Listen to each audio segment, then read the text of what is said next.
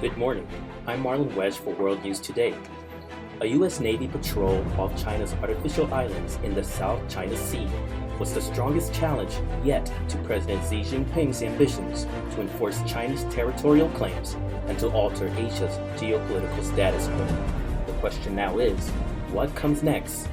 We go to field reporter Nicole Remy for some answers. Nicole?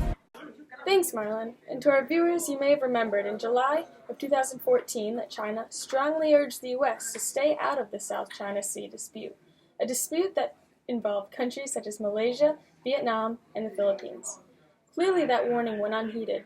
On Tuesday, October 27th, the U.S. Lassen entered the waters claimed by Beijing, an action Beijing called provocation. The U.S.-guided missile destroyer USS Lassen sailed within 12 nautical miles of Subi Reef, one of 7 rocks and reefs on which China has built artificial islands in the Spratlys chain, where China's sovereignty claims are contested by several neighbors. U.S. officials said Tuesday's patrol was the first of several operations to assert freedom of navigation around the islands in what the U.S. sees as international waters, and where it fears that China is trying to enforce its territorial claims and gain greater control of shipping lanes that carry much of the world's trade.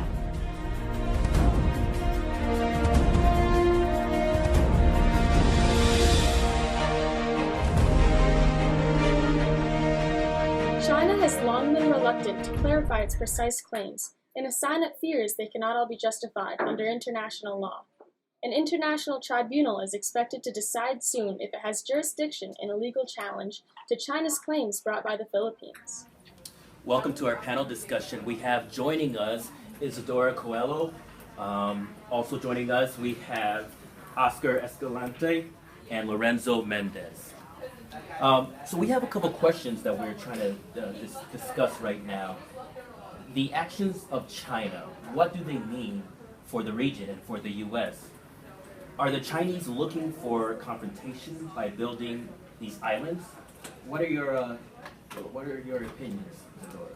Well, I believe that China is primarily right now looking for not necessarily confrontation, but more to strengthen the territory they have, rather than looking to extract its resources right away.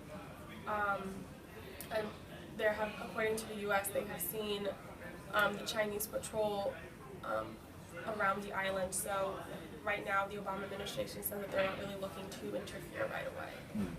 Lorenzo, what's your opinion? There are a lot of people that think that this is a covert military operation under the guise of economics. What's your opinion on that? I don't think China is really looking for confrontation. I think they wanna just put up the point that they want to be a dominant in their area. I think they're trying to send a message. Send a message. Oscar, you think they're trying to send a message also of trying to be an economic power, or is this a move to kind of bolster up their military strategy? Well, since the islands are up for the grabs, many countries are seeking them. I think it's quite unethical what China is doing, because they're drilling near the islands and getting their natural resources without the agreement of the other countries. So I believe it's very unethical what they're doing. Interesting. We have a couple questions coming from Twitter right now. One of the question is the U.S. being a bully on the playground of the South Asian Seas?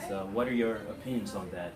Is the U.S. being a bully or interfering in the world affairs and they should stay out, or are they protecting their interests in places like the Philippines where there's a strong naval presence?